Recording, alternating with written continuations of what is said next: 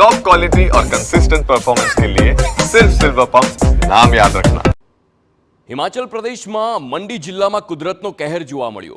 કરસોગમાં વાદળ ફાટ્યું, એકનું મોત થયું અને ઘર સહિત 7 તણાયા। કરસોગ બાયપાસ રોડ સંપૂર્ણપણે ક્ષતિગ્રસ્ત થયો છે। નેશનલ હાઈવે સહિત 259 રસ્તાઓ બંધ થયા। 18 સ્થળે ભૂસ્ખલનનું એલર્ટ પણ આપવામાં આવ્યું। મંડી કુલુ નેશનલ હાઈવેની ટનલ પાસે ભૂસ્ખલન થયું છે। શિમલા પાસે રેલ વ્યવહાર પણ ખોરવાયો હોય તેવા અનેક સમાચાર સામે આવ્યા છે। તો આ દ્રશ્યો તારાજી તબાહીના દ્રશ્યો છે જે હિમાચલ પ્રદેશના મંડીથી સામે આવ્યા છે।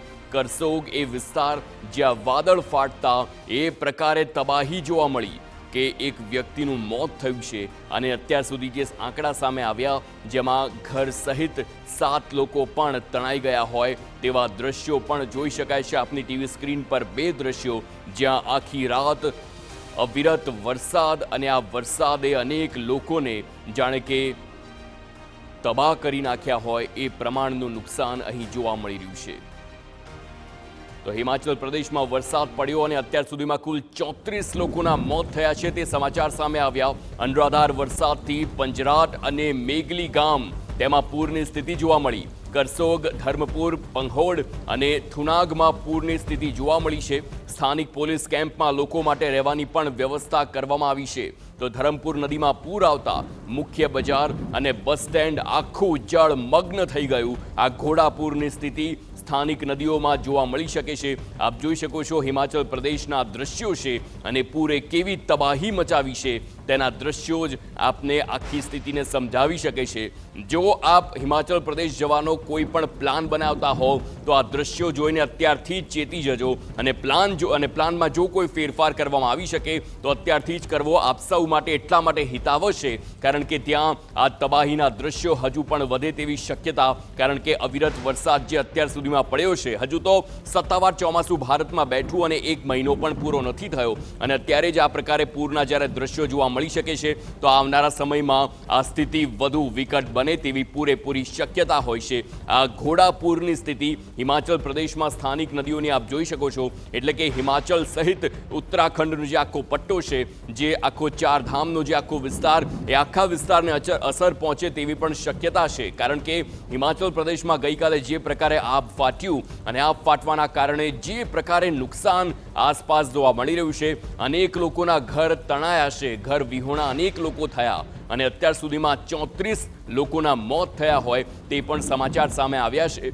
જ્યારે 24 કલાકમાં વધુ એક મોત થયું હોય તે પણ સમાચાર આવ્યા અને 7 લોકો તણાયા છે। જો કે આ જે તણાવાનો આંકડો છે તે હજુ પણ વધે તેવી શક્યતા કારણ કે નદીઓમાં પાણીનો જે પ્રવાહ છે તે ખૂબ જ વધારે છે એટલે કે જો આ પાણીના પ્રવાહમાં કોઈ પણ વ્યક્તિ આવે છે તો તે ના બચી શકે તેવી જ સ્થિતિ સર્જાઈ છે અને તેને ધ્યાનમાં રાખીને એલર્ટ પણ જારી કરવામાં આવ્યું છે। તો હિમાચલ પ્રદેશમાં સતત ભારે વરસાદ બાદ ભૂસ્ખલન અને ભયાવહ પૂરની સ્થિતિ સર્જાઈ છે। જૂન મહિનામાં હિમાચલમાં સામાન્યથી 34% વધુ વરસાદ ખાબક્યો છે। સતત વાદળ ફાટવાની ઘટનાઓના કારણે તબાહીના અનેક દ્રશ્યો જોવા મળ્યા જાણે કે તબાહીનું તાંડવ મચ્યું હોય તે પ્રકારે ભારે વરસાદ અને હિમાચલ પ્રદેશમાં નેશનલ હાઈવે સહિત 259 રસ્તાઓ બંધ છે। મંડીના 129, સિરમોરના 92 રસ્તા પણ સામેલ છે જે બંધ હાલતમાં છે। મંડીના હનોગી અને થલોટની વચ્ચે પણ લેન્ડસ્લાઇડની ઘટના સામે આવી। આ દ્રશ્યો અને આ સમાચાર એ વાતની પુષ્ટિ કરે છે કે અત્યારે હિમાચલ પ્રદેશના હાલાત સારા નથી। હિમાચલ પ્રદેશમાં લગભગ 150 જેટલા રસ્તાઓ બંધ।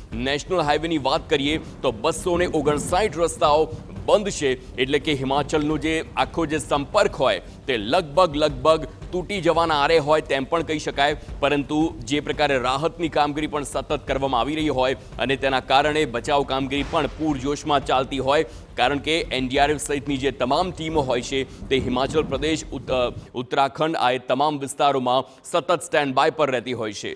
ભારે વરસાદને લીધે પાણીની આવક પણ વધી છે અને પંડોર ડેમમાંથી 1,50,000 ક્યુસેક પાણી પણ છોડવામાં આવી રહ્યું છે। એકાએક પાણી છોડાતા પંડોની બજારોમાં પાણીનો પ્રચંડ પ્રવાહ જોવા મળ્યો જેને પગલે નાસભાગ જેવી સ્થિતિ સર્જાઈ છે। તો આપને જણાવી દઈએ કે પાણી પણ જે પ્રકારે છોડવામાં આવ્યું, ડેમમાંથી પાણી છોડાયા બાદ મંડીમાં સતત ભારે વરસાદ અને તે સ્થિતિને પગલે પરિસ્થિતિ વણસી છે. અહીં આજે પણ ભારે વરસાદનું રેડ એલર્ટ છે. આ એલર્ટ જાહેર કરાયું છે હવામાન વિભાગ તરફથી અને શાળા કોલેજોમાં રજા પણ જાહેર કરી દેવામાં આવી છે. હિમાચલના અનેક જિલ્લાઓમાં આજે ઓરેન્જ એલર્ટ જાહેર કરાયું છે અને 6 જુલાઈ સુધી આ પ્રકારે ભારે વરસાદ પડે તેવી પણ શક્યતા છે. હવામાન વિભાગ દ્વારા આ તમામ આગાહી કરવામાં આવી છે અને પાણીનો પ્રચંડ પ્રવાહ પણ આ પ્રકારે જ જોવા મળી રહ્યો છે. આપને જણાવી દઈએ, કોઈ પણ વિસ્તાર હિમાચલ પ્રદેશનો હોય અને તેમાં ખાસ કરીને જ્યારે ડેમમાંથી પાણી પણ 1,50,000 ક્યુસેક છોડવામાં આવ્યું હોય અને અચાનક જ પાણી છોડાતાના કારણે એ તમામ નીચાણવાળા વિસ્તારોમાં અફરાતફરીનો માહોલ સર્જાયો હતો, કારણ કે આ ઇમરજન્સીની સ્થિતિ હતી અને તેવામાં જ ડેમને ખોલી દેવામાં આવ્યો છે. આપ આ આખો જે પુલ છે તે પણ જોઈ શકો છો, પુલ પણ ક્ષતિગ્રસ્ત થઈ ગયો છે.